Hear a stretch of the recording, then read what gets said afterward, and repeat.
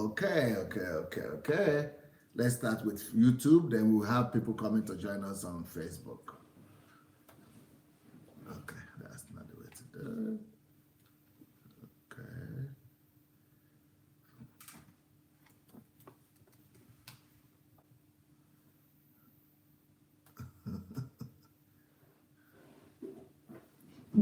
Okay, who is the first person that we are seeing on YouTube? Welcome. Who are the people there? We have Michael from YouTube. Okay, then we have Shidi, we have Adiola. All right, who else is there? We just like to say hi to you, greet you guys, welcome you before we get on YouTube, on Facebook. Okay, we have Jack Dunn. Then we have Nkechi is here. Then you have Belle, Fidelia. Yeah, welcome. Then, yep.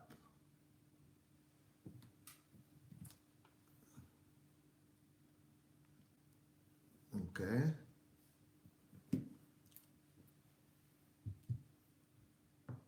Then, oh, what happened to the camera?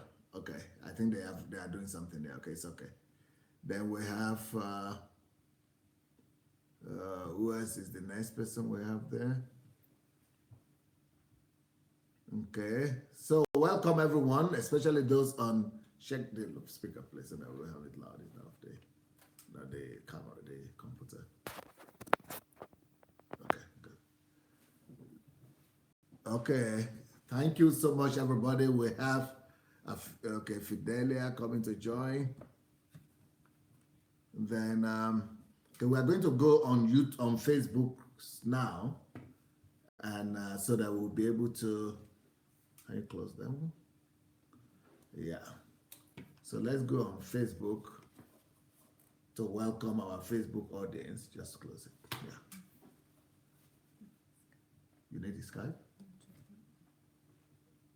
Why do you need it? No. Just don't worry about this. No, the opposite. Yeah. Sorry, guys.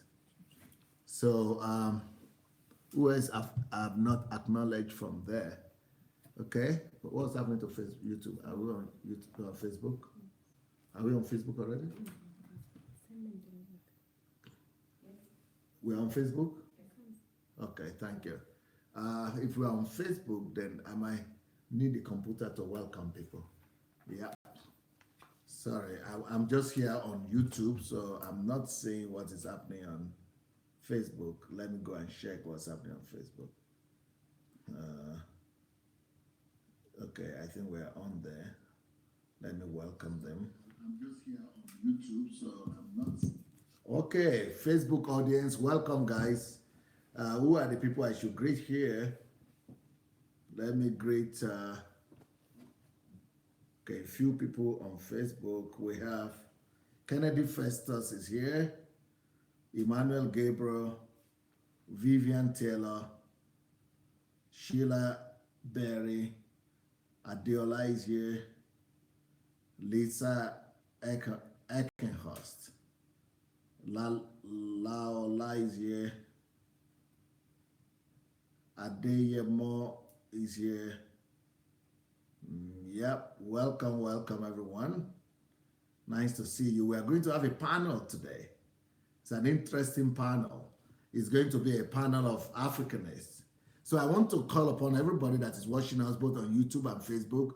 Please go ahead and share the message. Let's go share the link. Please go share the link on Facebook, on YouTube. Let's go press the share button and invite people, especially the people of African descent. It doesn't matter where they are, from the Caribbean, from Africa. Let's just go invite people from Africa. This is going to be a panel of Pan-Africanists discussing Africa's freedom and development. So please go ahead and call on your people, call upon everybody, invite as many people as you can. We have 3 people here with us who are going to be participating with us today. One is Ayo Ogundimu and Dos Bar. and Shizal Leng. So we have those three people being the panel that we are going to be discussing and talking with today. Um, yeah, so we're going to be having Ayo. I guess Ayo is going to be the main um, speaker or the main coordinator here. So he will introduce to us the other people that are with him. And we're going to focus our discussion today first on Libya. And then from there, we'll move on to the concepts of Africa development and freedom and African freedom in general. So I want to welcome you, gentlemen and lady. Who is there? So we have Ayo. Ayo, will you introduce the team to us, please? Yes. To my left, I have Shazelle. Shazelle, yes. And Dos. Can somebody? Okay, we see her now. All right, and Dos. Yeah. Beautiful. Can we see Dos more closer? The camera, yeah. Bring Dos closer. Okay. Now we are hearing you, Ayo. So now we want to say, will you tell us, because this issue about Libya, which has really been a challenge to a lot of our people, all Africans all over the world, and some people have said you people have played a very active. Somebody put up. They need to put off. Don't put on the YouTube over there or Facebook. It's sending echo to us. So I guess you need to turn off your device over there or the sound. That could be Kunle, please. I hope. Yeah, it's all turned off. It's all turned off. Something is resounding. It shouldn't be. Okay, don't worry about that. It's all right. There's nothing. We've turned everything off right down here. Okay, let's see now how it goes. Yeah, I think it's okay now. Yeah, we are fine. So, so we're here to discuss the plight of our people in Libya. And I just want to, I'm sure maybe you are familiar with this already, but I want to just let you know that what we have decided to do from our side here is called $1 Libya Challenge. This challenge is it's not really, anybody can give more than $1, but at least $1 is something that everybody can afford. So we are using GoFundMe, GoFundMe.com/Libya1Challenge, Libya1Challenge to challenge, but really it's more about the publicity, because somebody said, oh, but you can just give the money. Yes, if I give the money, one person gives the money. But what about if everybody is aware of it by doing the challenge? The idea of the challenge is more than the money. The idea of the challenge is 5 people or one person challenging 5 person, one person challenging another person challenging another, getting people's heart awakened and getting people involved in the issue. That's what really matters. When we could get people, it's not just about the money, but it's the involvement, the awareness is even more important than the money. So anybody that is watching me right now, I want to appeal to you, please go and challenge a few people, 4, 5, 10, 100 people to join this movement, to join the Libya One Challenge, which is they should go to GoFundMe.com and put in their $1 and then challenge another 5 people to go to GoFundMe.com/Libya1Challenge, Libya1Challenge, and then they need to put it on the social media. Just make sure you put these things on social media, on the internet, and challenge people by name. You have to challenge them by name. If you call them out by name, then they will probably most likely participate in it than if you don't mention their names. So mention their names and tell them to go and challenge another 5 people. It's all about making this thing go viral and making it go like a marathon of people being aware of what's going on in Africa. And when we want to gather $1 million, if we gather $1 million, I personally want to double that. I will put another 1 million on top of it from myself. But then we are going to also call upon teams of people who are already involved in this kind of situation, in this kind of topic. So people like Ayo and the team and Dos and Kofi and other people that might be interested in helping us form a committee of what to do with the money. how to arrange the money, how to distribute the money, what percentage of it should go to Nigeria, what percentage of it should go to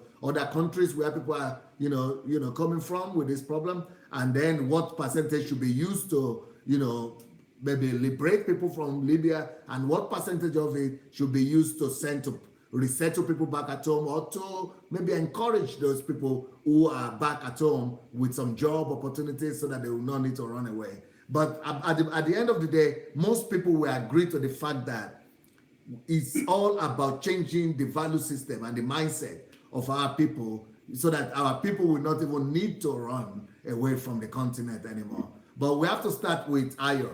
Ayo, will you tell us a bit about you before you introduce to tell us for your team to tell us who they are and what they do? Ayo, here you are.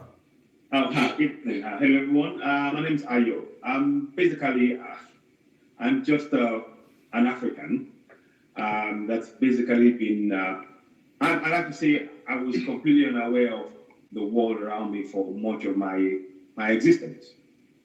And it took a few things to happen for me to suddenly realize, whoa, what's happening? And basically, the combination of this was for me this issue of seeing 26 girls, hearing of them dying in the sea in the Mediterranean, and then they said something more Nigerians, and I started looking into this case, and I thought, whoa, what's this? And then came out that we had the issue of Africans being enslaved in Libya. So I was looking at all of this, and I'm thinking, whoa, what's happening? What is this? I know if before you go into the Libya question, before you go to the Libya question, could I ask you a very personal issue, a very personal question here that you might not want to answer? You are free not to answer this question. You don't need to answer it. Okay. But the question is, what are those things that happened that made you to become aware of who you are and to begin to live in the consciousness? I guess, in a way, it's nothing to hide. I had a car accident almost 11 years ago. Can your cameraman make you go to the right from you a little bit? Yeah, that way. Good. And then cover the space on your head. Yeah, that's good. Good. Yes, sir. A car accident about 11 years ago. And up until then, everything was fine, normal job and doing everything else and accepting how life is. And in the middle of that accident, and trying to recover from all that, I had to have an operation. And it took them 5 years to find the operation, to find where the problem was. And it affected my weight. I gained a lot of weight. I was really not a father to my kids because I was just not there. I was dropped off to my island. So I wasn't really awake. But luckily, after a few years, I had an operation done in 2010, and it seemed to have solved the problem. I had to have a fusion done on my back. So I've got metal plates in my back, and I've got permanent nerve damage in my right leg. Oh. So I walk around with a walking stick. I've got that for life. It took me a long time to actually adjust to the idea of being a disabled person. I was fighting. I was thinking I'm going to get better. I was really fighting. And all of this was happening. Wow. And then suddenly, I don't know, when I suddenly started I started reducing my drug intake. Because at one point, I actually got addicted to morphine. I was taking the drug and I was just down in it, just to try and numb the pain. And the doctor, I had a really good doctor, and he was. And this was happening in the UK. Yeah, in the UK, yes, right here in the UK. So anyway, and I went to him and I said I wanted more, and he said, "Mr. Bloom, I don't think so. You need to start cutting back. You're hooked. And I was like, what? And so he worked out a program for me whereby I had to come off it very, very slowly, and it took me all of about 2 years to come off just that drug alone. And then there are other ones as well. So the process of coming off this drug, yes. I started looking at things, and things didn't make sense to me. I'd hear information about myself as an African, and I was questioning. I noticed one thing I was doing was just questioning what was around me. and the world around me, how is it that it's portraying myself as an African in this way? And what is it? At one point, I actually believed this thing about Africans being taught. So I had a friend, and he said to me, you should try and read a book by a guy called Cheikh Anta Diop. Yeah. Senegalese. Yeah, Diop. Like, so I thought, okay, fine. I bought the book. I bought it and I read it. And it was like, boom. It was like, what's happening here? Then if you like Diop's book, yes. then there is one book that's going to do you a better. You've got to get my book. I just released the book yesterday. I just released this book yesterday. No one has read it yet. No one. Okay. You know what it's called? What is it called? How Africans Brought Civilization to Europe. Perfect. I'll get that. It's on Amazon. How Africans Brought Civilization to Europe. Fantastic. I don't even have it yet. I just released it on Amazon. I don't even have it yet. I mean, anyway, what that led me to, then I bought more books. I think about 30, maybe more books. Now, I'm not going to go into your story so much today, but what I want to touch on, you've touched on something which is very key, but not just to Africans, but to every human being. Yes. What you are talking about really is consciousness. You came into consciousness. Yes. Thanks to your sorrow, thanks to your challenges, thanks to your problem. Now, when you look back at the tragedy that you had, it is only thanks to that tragedy that you are where you are today.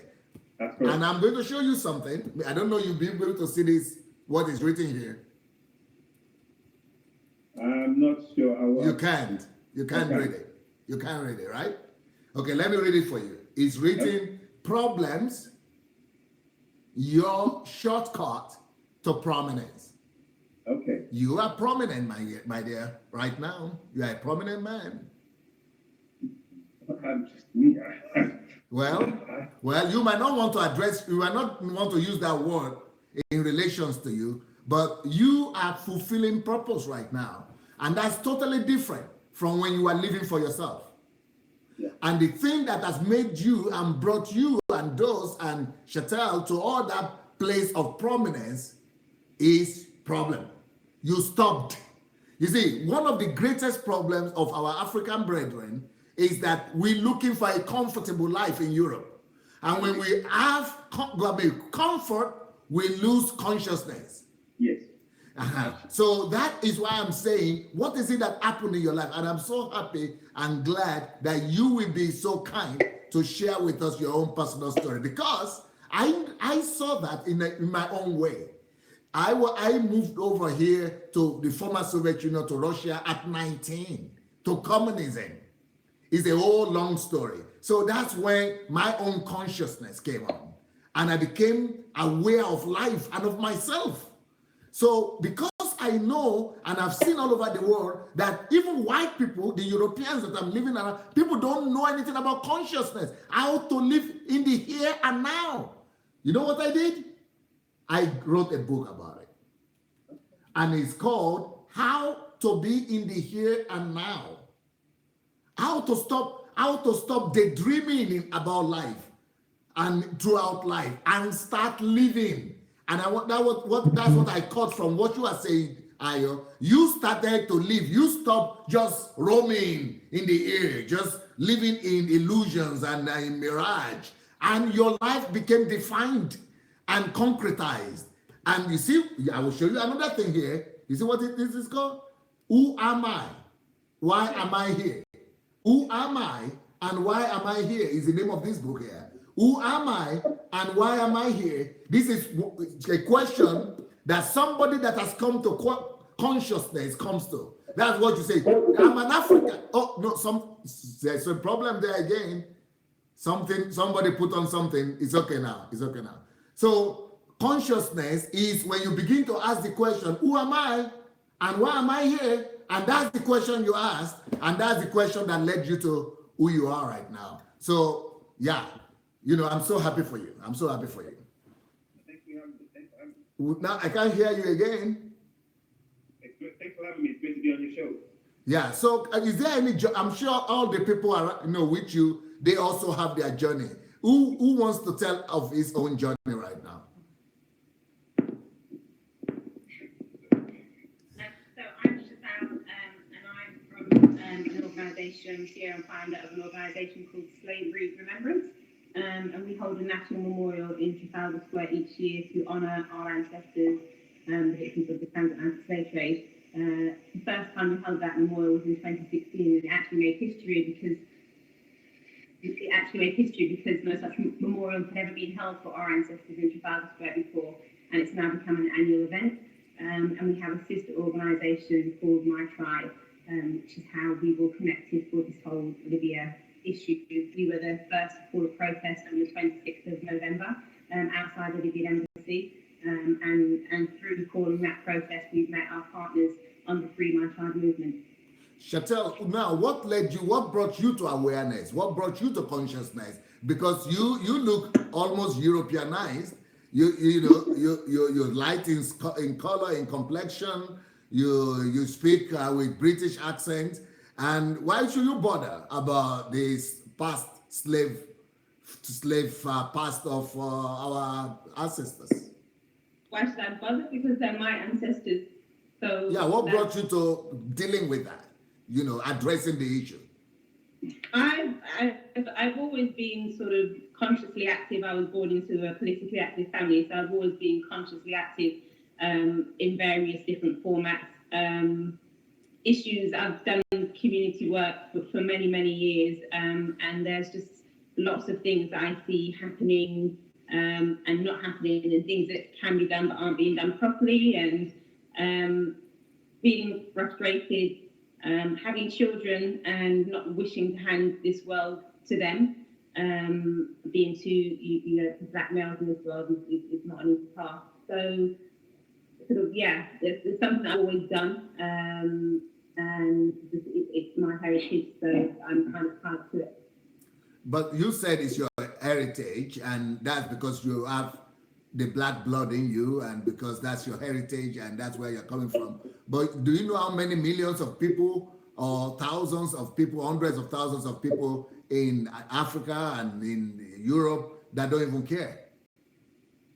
Yes, I do. Because it's a hard battle to get people engaged in these things. So absolutely, when you do any sort of community work and you sort of do it with a passion, you find out very fast how switched off many of our people are, and how difficult it is to get them to be engaged, and how much work we have to do as an individual just to even get to any sort of result. So yes, maybe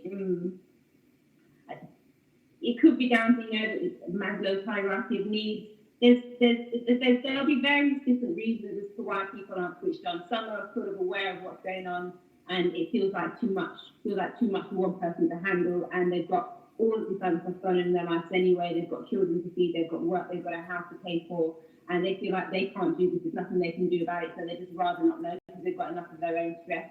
There's people who simply are not aware of their own history, let alone the issues that we face. If you believe it or not, there are people, black people, certainly in England and possibly outside of England, that don't believe, or young youth that don't believe racism exists or is an issue anymore.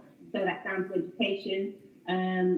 So there are lots of reasons as to why people aren't switched on. People haven't, sometimes something needs to happen in your life for it to hit you, like you're sort of walking with a veil across, which is what happened to Ayo. So there are various different reasons as to why many of us aren't switched on. I think a lot of it to do with feeling I'm sorry, can the cameraman be closer to you than to Ayo? Just let her be in the center of the camera, please. Yeah, that's good. Yeah, and I think there are many different reasons as to why people aren't sort of engaged, and it's a lot to do with feeling as though they can't do much about it. They feel helpless, and just to take on what seems, and essentially what are the problems of the world, but for one person it seems like too much, especially when everyone has so much going on in their own lives anyway, personally. So to juggle that feels like a bit much for a lot of people, which is something I understand. Yeah, and being a woman, I would tell you that right now. I know a lot of ladies, women, wives in the UK, and they kind of think that their not just main preoccupation should be family and kids, but it's almost like the only preoccupation should be family and kids, maybe church. That's all. But talking about community awareness and civil movement, do you have kids? Why don't you think like those ladies? That's my life occupation, my children. But it is my life occupation. That's exactly why I do what I do. So my children will be considered to be two young black boys, and in this world, that's not an easy thing. And every move I make is thinking of my children. I'm not going to be here forever. So essentially, what I say is, I'm not going to be here forever. So my duty is to fight and win as many battles as possible whilst I'm on this earth, so that they don't have to. I can't. Buying a house or making sure I've got millions in the bank. For me, that's not security for my children, because that can go at any time. Money can go at any time. You can lose that at any time. There's people that are living on the streets that used to go to school with Prince Charles. Yeah, exactly. So that you can lose money at any time. So for me, real security is the cameraman really there? It's cutting off your shoulder. That cameraman doesn't like your two shoulders at the same time. Just showing one shoulder of yours. Can you go to the left, please? Closer to those. Yeah, that way. Good. Yes. Yeah, closer and call that. Yeah. We hear you now. Now, I have one more question to you, please. Let me tell you something, Chanel or Chazelle. Chazelle. Let me ask you one more question. This is going to be a question for you and for Ayo and Duz as well. And the question is that most black people that I know in the UK, they kind of have this kind of attitude that, you know what, this is UK. Black people would never really have the recognition,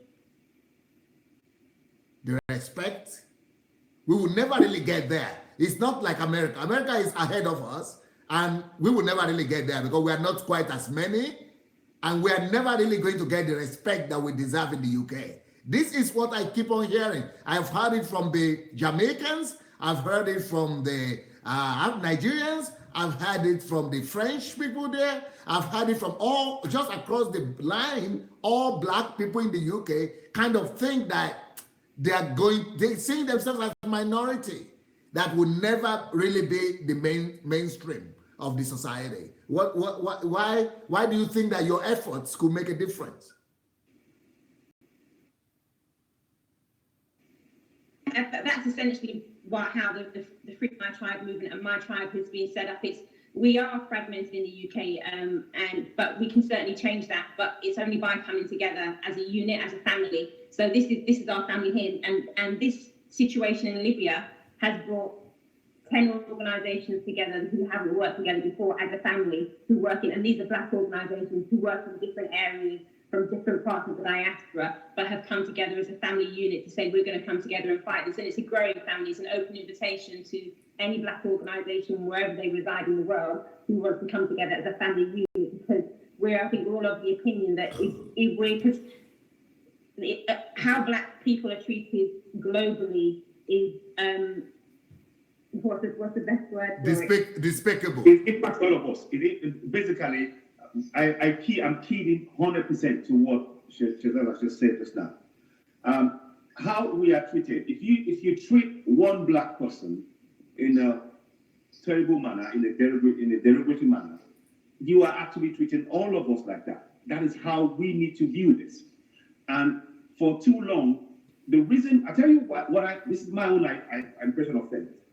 The reason why many Africans in UK and Jamaican or West Indies people, why we all just accept the status quo. Well, that's how it is. We never really do that. It's because the information that we're receiving about ourselves is that much more polluted with falsehood. So the minute you accept that information about yourself, your inclination is not to challenge it, but you think, well, that's how I am. So for that reason, we almost fall into that stereotype. We behave as the stereotype is predicting you to behave. And that is what we in this group as my tribe at the collection of the organizations, we are hoping that we can change. Not overnight. It's a gradual process. The very, very first important thing was the protest that we did. And the fact that people came, fantastic. But the next step for us to deal with that now is how to get African people all over the world to start buying African, period. You got to buy African, then you got to get the knowledge. Those two. Once we have the knowledge, and we acquire the knowledge, and we have to share this knowledge right around the world. There are billions of Africans. Right now, we need to share that knowledge. Once we have the knowledge and buying Africa in our mind, unity becomes possible. Now, Ayo, you have Yes. a greater problem there, because I can understand Shetel. Shetel, she has a West Indian background, and so we could say, I'm sorry to say this, Shetel, most people say for people like you, that for people of West Indies background, that they don't have anywhere to go. I hear this from British people, from black people in Britain, that the Jamaicans, the West Indies, they don't have anywhere to go. But that this is where the question comes to you, Ayo. We are Africans. Yes. If anything gets bad here, we have a home. We can go back to Nigeria. So most people don't really see, they don't have an impact and having significance in the UK as a goal. We just want to be successful here, and if anything gets bad, we just go back home. Well, see, for me, from what I'm reading right now and from the knowledge I'm gaining every single day, it's becoming apparent to me that the illusion that we are living in, it lulls you into that false sense of security, which Chazelle mentioned earlier on, which was that, oh, I've got the money, I've got the house, I've got everything. But these things, in reality, we can lose it like that. We can lose it just like that. Just as quickly as we get it, we can quickly lose it. But if we understand, if we have the knowledge of who we are, we know that, for example, just one example, the Kingdom of Benin has the longest wall in the whole wide world. It was in the World Book of Records, 1972. Go and check it. Not many Africans will know that. It is longer than the wall of China. When you know that information, then you know that the ground you're standing on as an African, you are standing in power. You are standing in power. Make no doubt about that. And once you know that about yourself, there's no amount of money that can equate that power. There's no amount of money. But that knowledge is so key. And we need to practice our kids from the time they are born. From the time our kids are born. Because this money thing is an illusion. And we, as Africans, we need to really understand that. I'm going to quickly just go into, I'll just quickly say something. 1884, there's a document about the Berlin Conference. In there, it says want in paper. Go right across Africa right now. What we are doing is want in paper. Everybody wants money. And that's what the plan was. The plan was feed them, let them have money, give them religion. Never get them look at the resources around them. Never. You know, so we need to be very, very conscious of what we are asking for here. Anybody that's going into this and thinking it's about the money, no. The resources in Africa is worth more than all the money you can put together in the whole world. I'm going to say that again. The resources in Africa is worth more than all the money you can put together in the whole wide world, 10 times over. They know that. Those who are putting the system in place know that. And we have to be cognizant of that fact and spread that to our youth as soon as they are born. Because the fact of the matter is that it is enough now to see Africans dying daily in Libya. It's dying in the Mediterranean, enslaved. And then they're trying to get a way to try and get a better life. And they get enslaved. When we have the resources underneath our feet, I'll give you a simple example. The currency that we have in Africa, every single currency, go anywhere in the world, it's worthless. It is worthless. You can carry everything you want. It's a worthless currency. And until we understand that, there is no link right now, there is no link between the currency we hold in Africa and the resources that we have. None. Zero.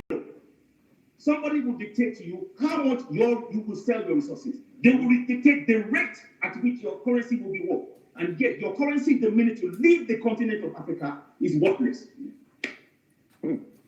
It's worthless.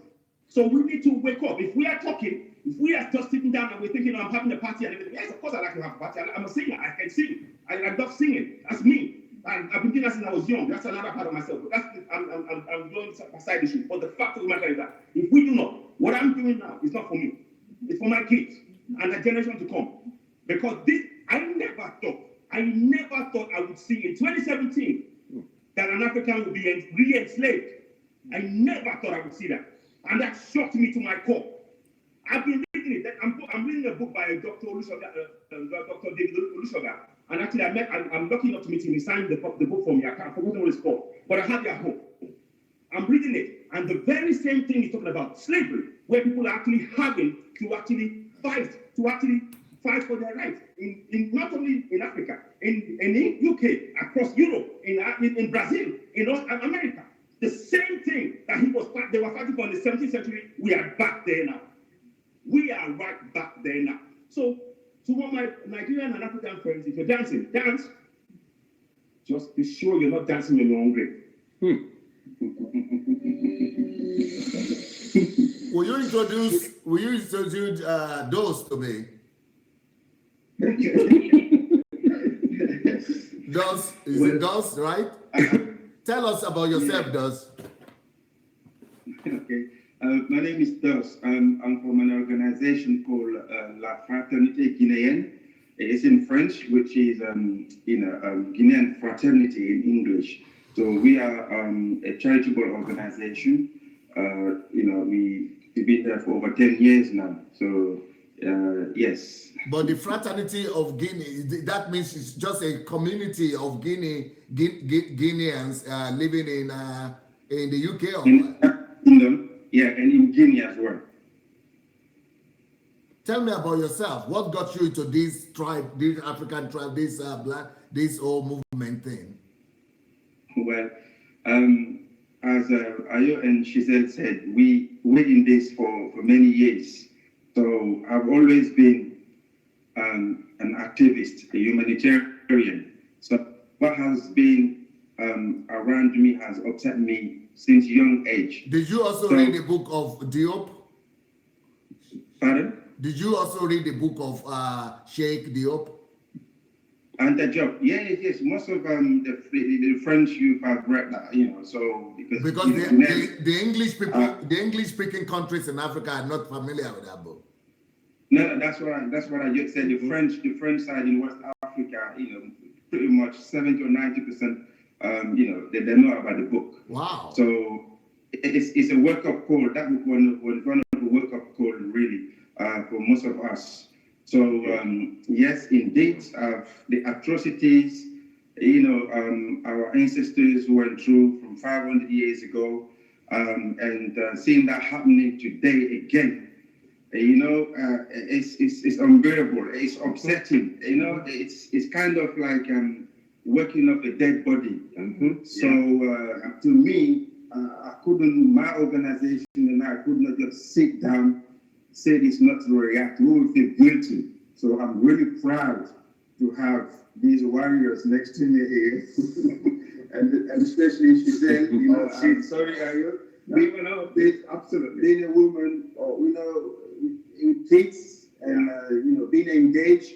Honestly, the only one who went deep down to me. It actually encouraged me more, right, to be in this battle. So yes, what happened to our brothers and sisters in Libya is unacceptable. It's against the human rights. So yes, my organization actually were the first African community in the UK, I would say, because we haven't seen anywhere else it happens, who decided to organize a demonstration. Yeah. So yes, so when we decided to do it, and this is when we get in touch with Slavery Remembrance, and I get in touch with Giselle, and of course then Ayo and many others. Well, are you people working together with Kofi? We are Yes, working yeah. together. Yeah, today we are working under one umbrella Yes. called my Free My Tribe. So because we decided it's not, it's really not worth having different unity, everywhere. We should, have one. We should exactly. It's a family affair. We should have. So this common organization is going to be called Free My Tribe. So what was the question? What was the question, sir? What is this new common organization going to be called? Free My Tribe? Free My Tribe is the movement under which all the sort of umbrellas are, all the different organisations are working under. So yeah, Wow. it's common. That is, It's an umbrella. I think what in all of this, one of the things I was at a meeting yesterday, somebody said something to me, which was quite poignant, and it's something of a reminder. And what she said was, look, at the end of the day, this protest and all of this organization that we're trying to put together now is for one thing and one thing alone, and that is to ensure that our brothers and sisters and our kids that are enslaved in Libya right now are free. So our focus, I'm sure there are other organizations as well who are probably will align, who are doing similar things to what we're doing. It's not it's not a thing that is limited by what we're doing. There'll be other organizations as well. But what we're doing is we are trying to bring awareness to it, and we welcome other people to join us, or we can join other groups as well. Because our focus is to make sure that we never, in our lifetimes, ever see any African slave ever again. What about trying to work with the African Union and African governments to do this? Very good question. I actually I got a petition going that I raised, and I sent it to the head of African Union, and actually it was on the change.org. And I think I sent the link to you guys, and it actually got it was a successful petition. Now I put that across to them. Unfortunately, we haven't heard from them. The African Union, let's be honest with ourselves, they are not protecting the rights and the life of Africans. They are not. Who is the president now? Is it Kagame? Sorry? Who is the president of the African Union now? Is it Kagame? The president. Alpha Conde? Yeah, Alpha Conde. Yeah, it's actually my country president. His name is Professor Alpha Conde. Yes. So why can't you just get in touch with him? It should be easier for you to get in touch with him since he's your president. Yes, indeed. Well, you know how it is with African leaders. Yeah. So we will try to reach out. Obviously, he's aware of the situation in Libya. He knows. On the 5th of December this month, they actually met in Ivory Coast with some European Union members where they decide about the issue, in Libya. But from my point of view, I'm not sure what they have discussed that day, but to me, it's slow. We're not seeing basically the progress, right? We want to see them to act right now, right away. The reason being is our sisters and brothers are still suffering. Where they are still being tortured, raped, and you name it. And what hurt me more is our sisters, who are sold, are actually in the private prisons and used for prostitution, right? This is hurting, right? And plus, we have, they're killing our people just to sell their organs. It's a business that is happening. It's a business. So we make sure we put this awareness. People should know what is happening. This is not just, having people in the concentration camps. They're using them otherwise. We need to make sure we stop this, and the African Union must act, and now. If this was an English or American citizen, just one citizen, right? It could have been all over the news, right? And they have actually acted a long time ago. But imagine what is happening to us, and our own African leaders are not taking action and immediate action. It's hurting. So hence why we're here, and we thank you honestly for having us, so we can basically get the message across, get the message across to other people. As my brother Ari said earlier, the textbooks they taught us are wrong. We never been taught the real of us, right? So we want to make sure we change the course of these atrocities, these lies we've been taught, right? And we will do that through the social media as we're doing now. We appreciate one more time you inviting us, and we're looking forward for more invitations. To be honest, because you have 1,000 views, so honestly, and across the globe, and we would like to have these type of channels really to reach out and send the message across. So thank you. I guess I want to say something. Just on Libya, one of the most pernicious and horrifying thing about Libya for me is the silent thing that's happening. Organ harvesting is going on in Libya. That means that they actually kill an African, take out the organs away from the African and sell it for thousands of pounds, which means as an African, you're worth dead. You're worth more dead than alive. I'm not more dead than alive. We need to be really aware of that. Apparently, there are many more Africans that are dying in the Mediterranean Sea than we have been told. There are many more. There's a plethora of evidence all over YouTube, all over, and just go and type it in. It's there. So we need to be, this is not something, we have an African, every single African on this planet, we have got to wake up. It is that simple. This is not about fighting, knowledge. We acquire the knowledge of who we are, we start buying black, and those two things will give us unity. Buy black, knowledge, you get unity. We haven't got time. We haven't got time for any more of this. Okay, buy black. You've mentioned buy black many times now. Buying black. Where? How? Where? How? Well, it doesn't matter. Anybody, wherever you are on this planet, if you know of an African that's got a business, spend the money. It might cost you a little bit more. Spend the money with him. Spend that money with him. However little, spend it. If you have a budget on a weekly basis and you spend £50 on goods and everything else, put 10 to 15 pounds on it. Focus on looking for African stores that you can buy stuff from. African shoes, clothes. Because if we don't do that, then our people will be coming here every time to try and look for a better life. But if we buy from their business, they don't have to come here. This is without doubt, that is our number one priority right now. As an African on this planet, we need to focus on buying from black people. Because it's not about just giving money. But if we buy from black people, we are investing in them. Currently, what we're doing is we get all the money and we're taking the money away from them. We're constantly taking that money away. That's what I mean. That's correct. Exactly. Well said.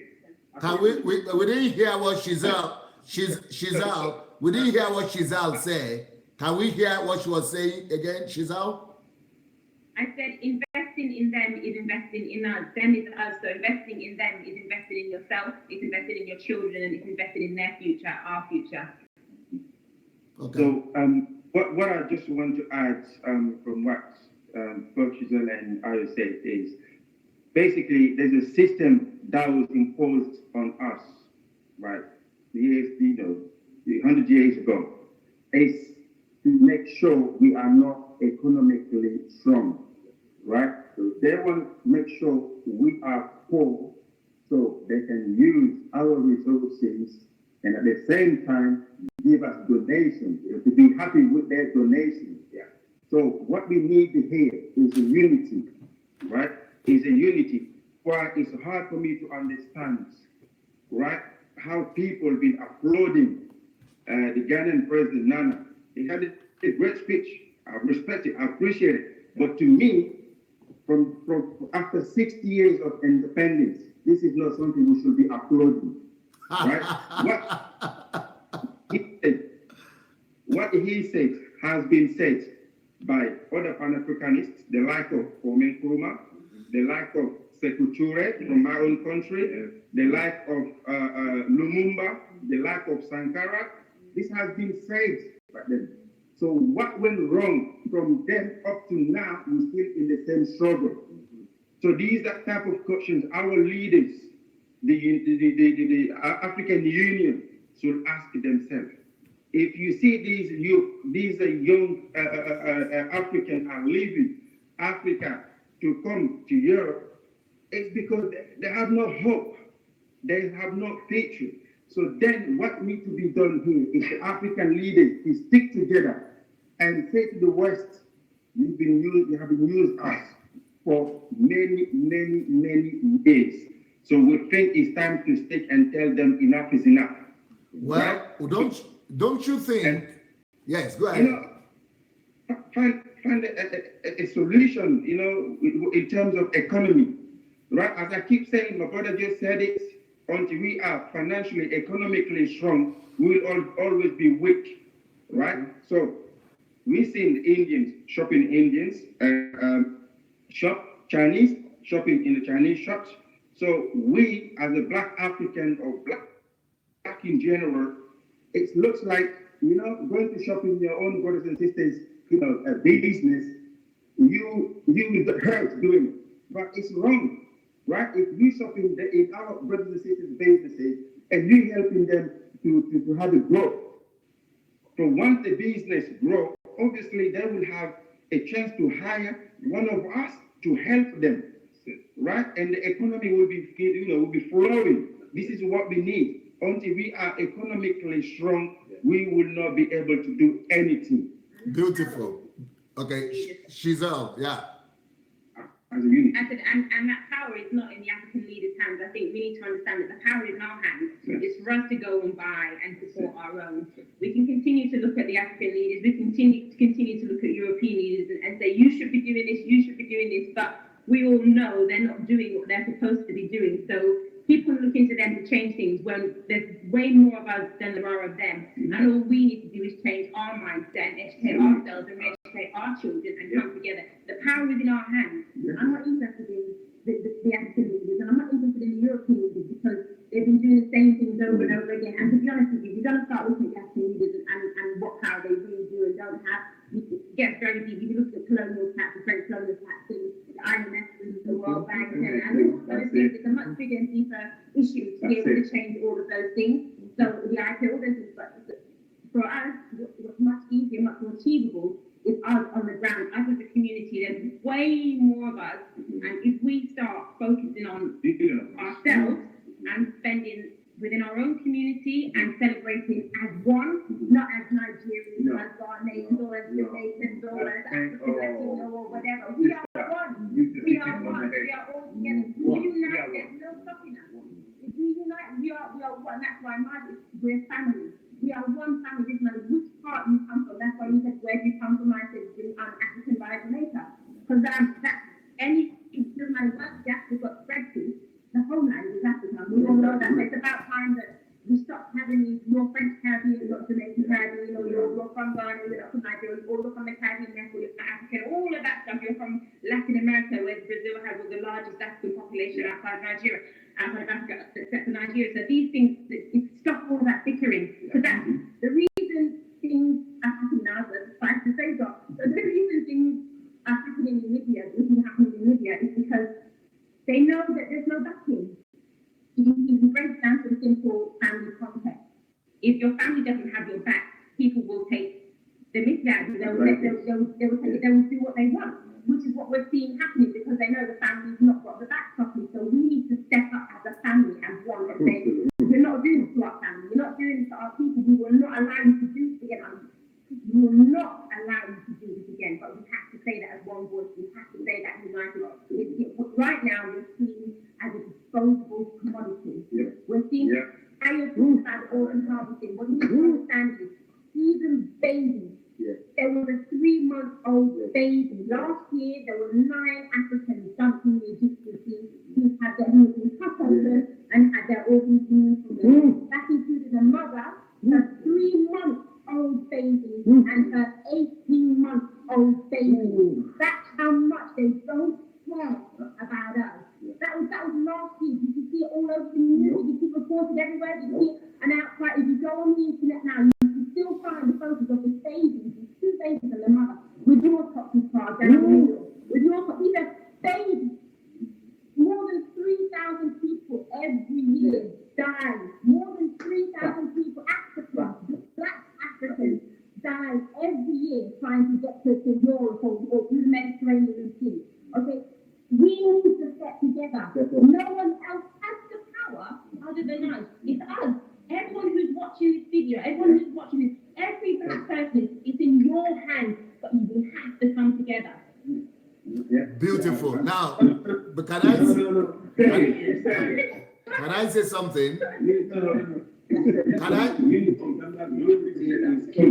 It has always been. Unity is key. We've seen Brother Ray, and I have to mention this again. Indians are stick together. The Chinese are stick together. The Jews are stick together. So why not us? And we're seeing, if we stick together, if we stay as a family, things can change. We can help out things, right? We want our children to have a place called home, which is Africa. Most of us are here. We're not here because we want to be here. It's because we don't have a. This is hence why most of these guys are leaving to come over here, right? If we have the means for them back home, they wouldn't have the idea to live for the West, right? I personally want to go back to contribute, do something, and I will do, definitely. So yes, unity is the key. Honestly, until we are united, it will be hard. And Pastor, I wanted you to basically get that message across, because you are an important person for the community. Your platform is amazing. So please, unity is key. We should be one. Okay. Okay. Now, can I interject something in here? I hope you can hear me. What we need to do, I think you people have mentioned two things that are important: unity and buy Africa. Yes. Beautiful concept. Unity, yes, and buy Africa. Now, what I want to say is that if we don't change, any human being is a subtotal of what he has in his mind, their mind. I think that we need to start an empowerment of the mind movement, or we need to put an education. We need to educate and enlighten the mind of our people. Now, for example, I am doing something in regards to that. And let me show you, I will just show you a few of the titles of the books that I've written that I believe could go a long way for Africans. Look, this is called Raising the Next Generation of Steve Jobs and Bill Gates. The next generation of Steve Jobs, the Steve Jobs of this world, the Mark Zuckerberg of this world, why can't they be Africans? So I wrote this book to say we should be focusing to say, no, we are not going to just be purchasing the things that Steve Jobs and Mark Zuckerberg produce. We want to raise up the next generation. How do you do it? So those are the steps I've laid out here. How to raise up the next generation of Steve Jobs from our people, from Africans. Steve Jobs, Bill Gates, the next generation has to be from us. Next one here. No one is better than you is another book I wrote. No one is better than you. I think if we don't change the mind of our people, if we don't educate them, enlighten them, no one is better than you. No one. No one. And that's why I wrote this book. This is a book of 300 pages of letting our people know that no one is better than you.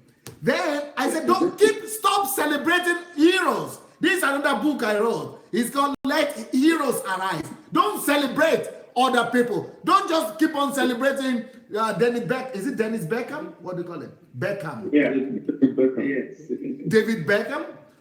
Why should you be celebrating David Beckham or Victoria Beckham? Let heroes arise. We can create our own heroes. Every one of our people can become a hero. And that's what I wrote this book about. Let heroes arise from our own people. We should put it in our minds of our people, our children, our young people, that you are not worse than anybody. You can just be as good as any one of them.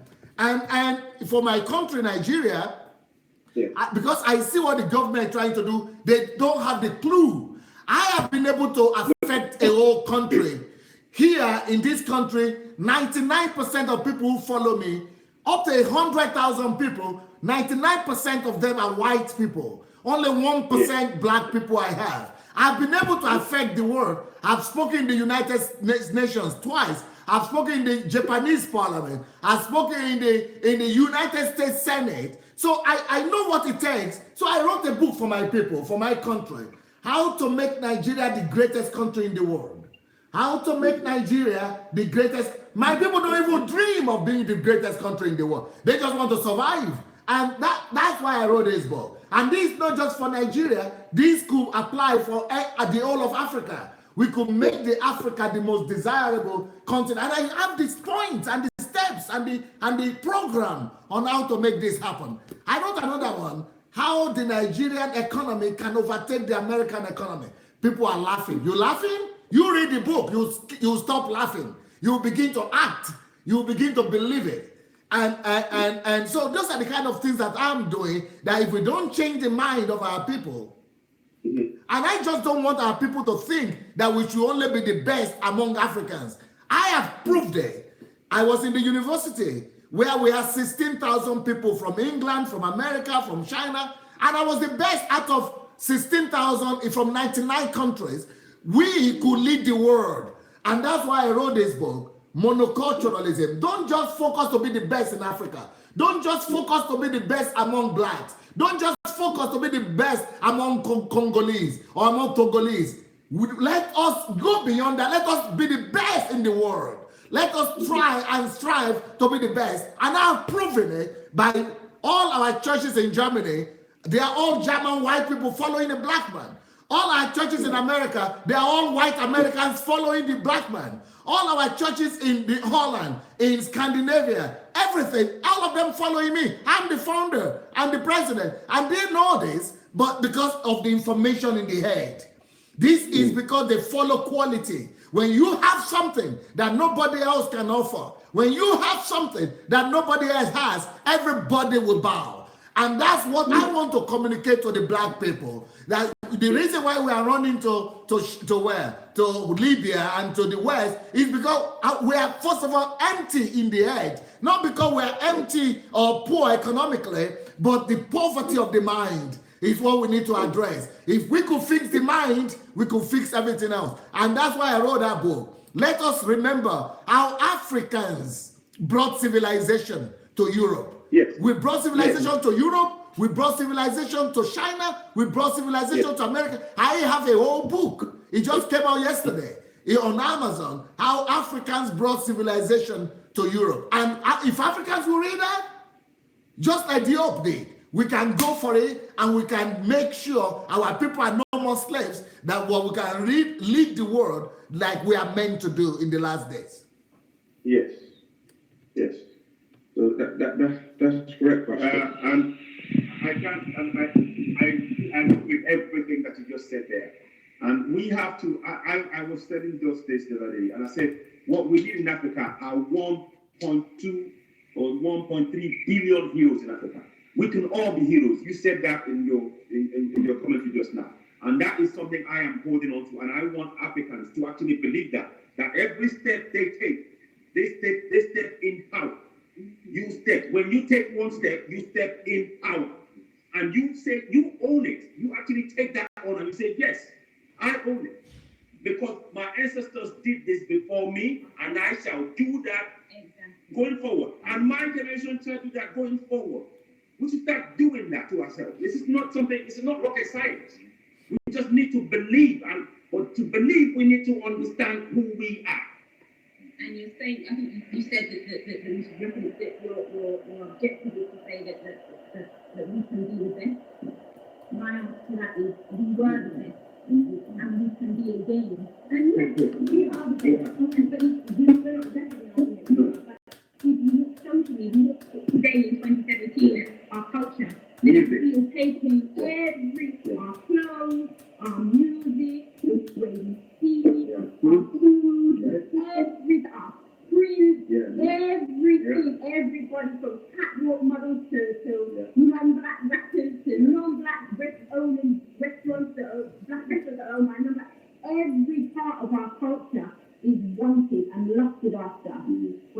ISIS have another attached to it. But we need to step up and reclaim what is ours. Reclaim what is ours. It's not for you to take. Now, I have one question for you people. Yeah. Are you people British citizens? Yes. I was born here. Okay. Now the question is this: if you are a British citizen, you have the right as a citizen to demand from your government to act in Libya, because they acted in Libya to remove Gaddafi when nobody asked them to do that. They just did that for their own interest. Now we need them to act.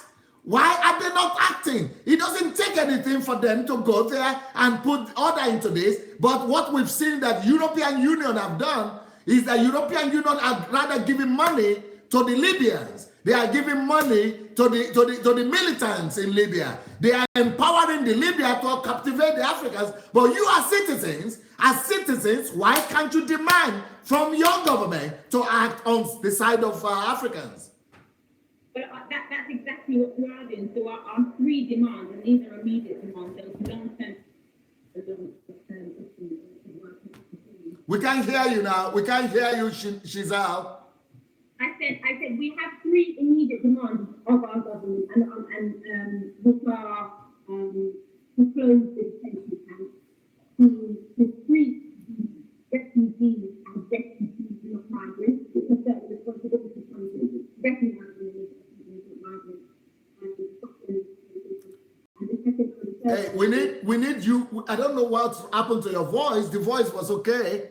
Something went wrong. You need to come closer to the camera, please. The camera, can you get that closer? Yes, come again, please. And so we have three immediate demands. We have beautiful now. We hear you well now. Beautiful. Yeah. And we have longer term, or we'll be having longer term demands, like looking at the reasons why people are fleeing and taking such risks with their own life to go through Libya to get to Europe in the first place. But the three immediate demands, which can be affected quite quickly and should be affected quite quickly, are the closing of the detention/death camps, the stop funding slavery. So that's EU and European countries that are spending billions of pounds, or millions of pounds rather, funding Libya, Nigeria, and other countries to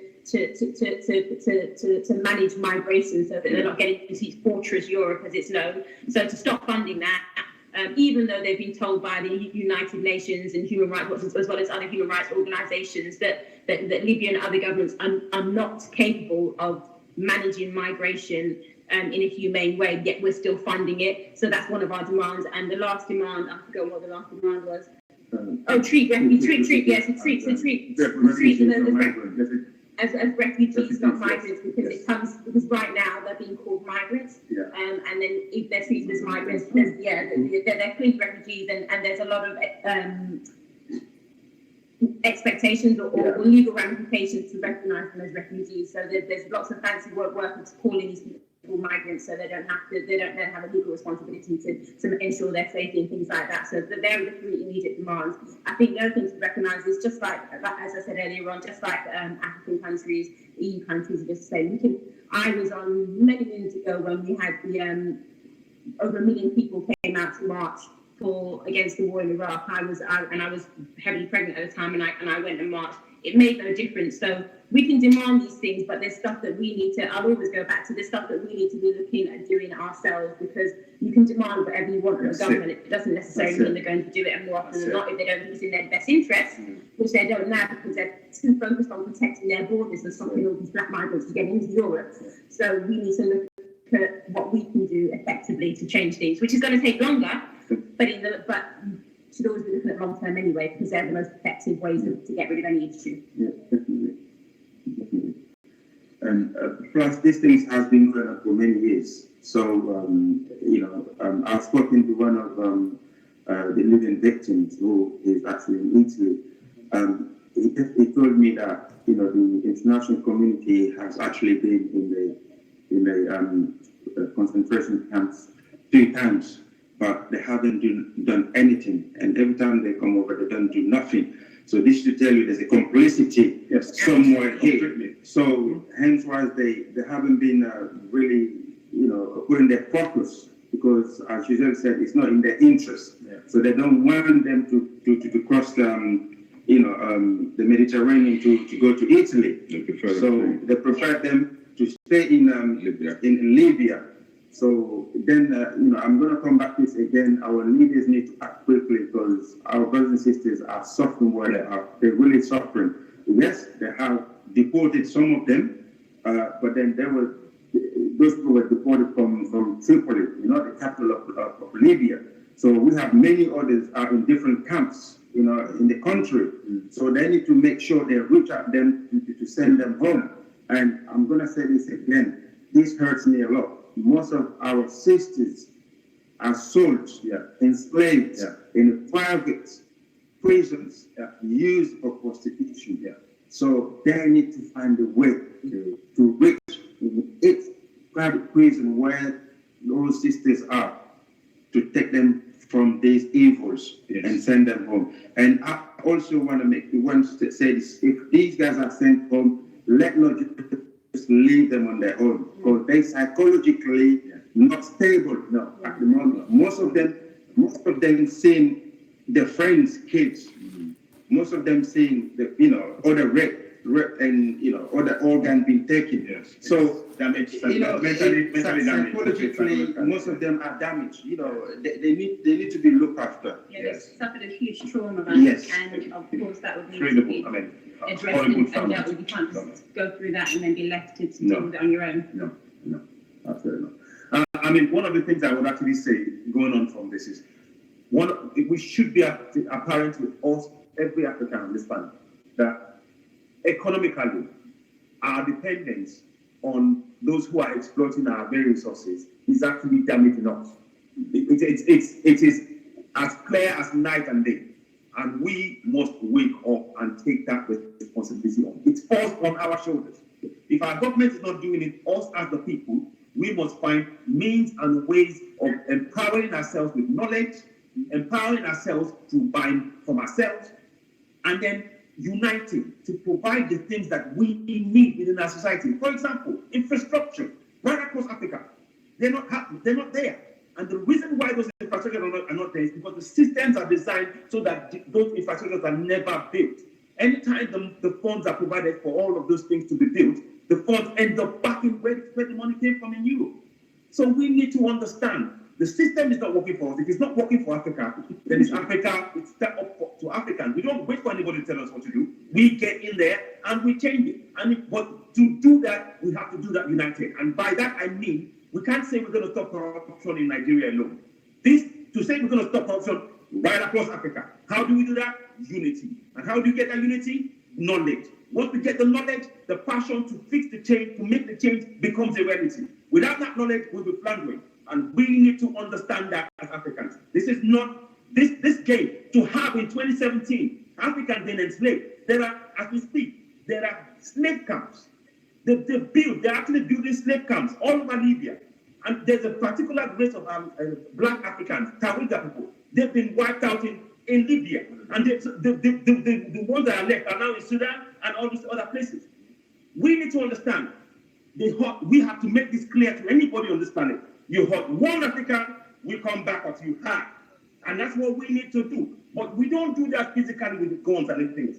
We do soft power. The soft power, we gain economical strength. Without economical strength, we can't do anything. And to gain economical strength, we need knowledge of who we are. So I want every African to understand this. We need to change how we do things. We need to make a change. And to make a change, you need to wake up. We need to wake up here. We are asleep. Too many of us, over 1 billion of us are asleep. And we need to wake up. To wake up, get the knowledge. Get the knowledge of who you are. Know who you are. What are the education? Knowledge is key. Knowledge, definitely. I'm not sure if you've heard of this, Pastor. There is 14 countries. Yes. 14 countries in Africa, French colonial Africa, who deposit over $500 million to French each year. To France. Colonial. To France. The place, the colonial tax. They call it, It happens. it's called a Colonized. Google it. Go on, Google it. Colonized. Go and Google it. Google it. It's actually there. It's for being colonized. $500 billion every year we pay as a colonial tax, and they say they do that because they say they're paying for for building all those infrastructure. What infrastructure? The benefits of being colonized, that's what they're paying for. The yes, benefits the of being benefits of colonized. colonized. This is what What we're paying. This is what we're paying them back. 14 countries. 14 colonial countries. tax, This is- colonial tax. This is what hurt me more. Yes. This is And why. it's still happening now. And aside from that, there's also capital flight. Yes. Billions of dollars a year that's being taken out of Africa for tax avoidance Yeah. and multinational Yeah. corporations. Yes. In excess of what's received in aid in Africa, there's more Yeah. that's coming Taken out out. of Africa through capital flight than there is being received in aid. We don't Yes. need aid. Africa No. doesn't We need don't aid. need There's enough Africa. money there. If corporations were forced to pay the taxes they were supposed to pay, Yeah. you'd have it all in there. Exactly. If such things as colonial tax were wiped out, Yeah. aid is not required. No. It doesn't. No. What the money that we give France each year, the billions that we give them. Imagine if we have that on our position, that will be good enough. Roads, for schools, roads, hospitals, for hospitals, water, light. you name it. So to me, this is why I'm very upset, about our leaders. Why can they not unite to tell France enough is enough? We can no longer do this, right? We need this money to be us, and it's ours, right? And it's one country. France is basically living on our own resources. It literally was. It just said there was a report that came out that if the colonial tax ended, France would become a third world country. It will be. No doubt. But it's just One- the path of Africa would completely change. One last question to all of you. One question. What is one thing that all the people who are listening to you should go and do right now? From all of you, what is one thing all these people should go do right now? They should research. They should educate No, we can't hear you. Can you get it? They should research. They should educate themselves. As I said earlier, the textbooks we were forced to read many years ago, they are wrong. Now we are blessed with technology. They can go and Google it, read books, do some research. They will find the truth about our roots, about Africa, and the way they brainwashed us through those years. So they will find the real of us and the atrocities that we've been through for many years. So education, knowledge to me is key. So, and also before, I just want to add quickly one thing. As an African, to me, if the youth, the African new generation will unite, honestly, we can change the course of our situation. No one can stop us in united as one. We can change things, no doubt. I believe in power in people. Okay, Giselle, what do you need to say, Giselle? I would go with what I am said. Sorry, Just said it's educate yourself, and in order to educate yourself, as we've all been saying throughout this entire interview or discussion, it's all about unity. So I'd say join our family. You're part of our family anyway. Come to freemytribe.com. Do you have what site? What website? freemytribe.com, freemytribe.com, and join our family. And we also have our protest outside Parliament on the 18th, Monday the 18th at 4 o'clock, whilst they're debating the issue in Libya and the 3 demands that we gave you about recognising our family as refugees, not migrants, stop funding slavery, and closing the detention camps. They're the 3 ones that will be planted out by them. So come and join us on that. But join our family. Thank you. I'd go along with what Josh said. We need knowledge of ourselves. I've said that time and time again. Knowledge of who we are, research. There's Google, you got internet, there's social media, there's books. We've got no excuse to not find out who we are, because if we don't, we will be walking, like you might as well walk around the dark. That's how it is. But one thing I would like to say, one more thing, a big shout out to Constance Embassy. She's the one who actually put the petition together that we are doing, that we are actually supporting tomorrow.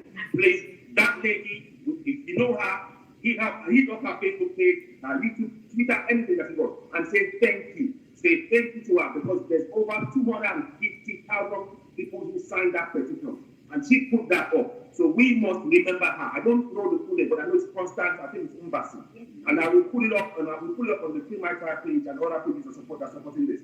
And I want to thank you for giving us the opportunity to actually communicate with Africans right around the world. And we thank you and hope we can have to come back again. Thank you so much. Well, I want to remind everybody of the challenge. What we need you to do, the most important thing is not the money, but the money is go to gofundme.com/Libya1 challenge. $1, just $1. We want to gather $1 million. That time we want to alert at least 1 million people who are actively involved. So if we get a $1 million, I will double it with another $1 million. They will come up with a committee of volunteers who want to just work. Anybody, the public will suggest the people to manage the $1 million or $2 million and to know what to do with it, to empower our African people. This kind of, I'm so Free My Tribe is a wonderful team that we could bring on board to help us manage what to do with this kind of money. But we want everybody to get on board, just especially with the awareness. What is more important is go challenge 5 people, at least 5 people. Challenge 5 people to go to GoFundMe Libya1 challenge, or gofundme.com/Libya1 challenge, and give $1, just $1 or more. They could give more, but $1 to the cause of freeing our people from Libya and empowering them. So just challenge people, call them by name, call people out, put the banner, the publicity out on your social media. What is more important is not even the money, but the publicity. Challenge 5 people and tell them to support the Libya project, the $1 Libya project. GoFundMe.com/Libya1 challenge. And of course, for those people who are, interested in enlightening themselves, I agree with what our brethren have said, that awareness is important. Awareness. And this will bring awareness, how to be in the here and now. Our people need conscious living. That book will really help. No one is better than us as Africans. I believe this. And I believe that the next generation of Bill Gates and Mark Zuckerberg should come from Africa. That's why I wrote this book, Raising the Next Generation of Steve Jobs and Bill Gates. No one is better than you. Who am I? Where am I? Why am I here? That is for us Africans. Problems is not a big deal. We shouldn't be running away from problem from Africa. Problem is our shortcut to prominence. And where there is problem, there is money. So we should teach our people that no, where there is problem, there is money. Don't worry about it. Let's change it. And we have the energy. I wrote one that's called the veritable source of energy. We have the energy to be able to change Africa and to change our destiny. And another one I have here is the creative and innovative power of a genius. Our people could be creative. We could be creative and innovate everything that will make Africa to be a developed continent. Thank you so much, everybody. And to get my book, somebody is asking, how do you get them? You go to my blog, sundayadelajablog.com/books, sundayadelajablog.com/books, or you go to Amazon. They are there on Amazon, or you could just write to my office. It's DSS Books, one word, DSS Books @gmail.com.